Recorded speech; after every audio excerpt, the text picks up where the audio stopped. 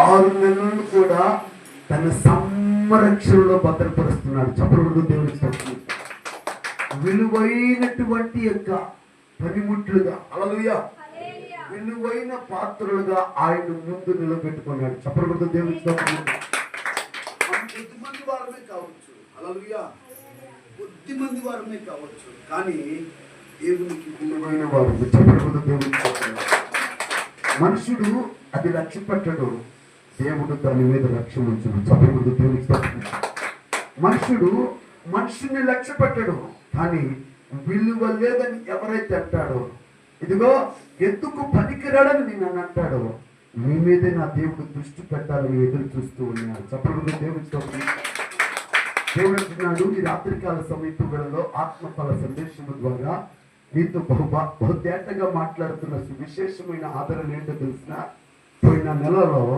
మనం చెప్పుకున్న వాక్యపు యొక్క వెలుగు పాదము యొక్క ఫలము గురించి మనం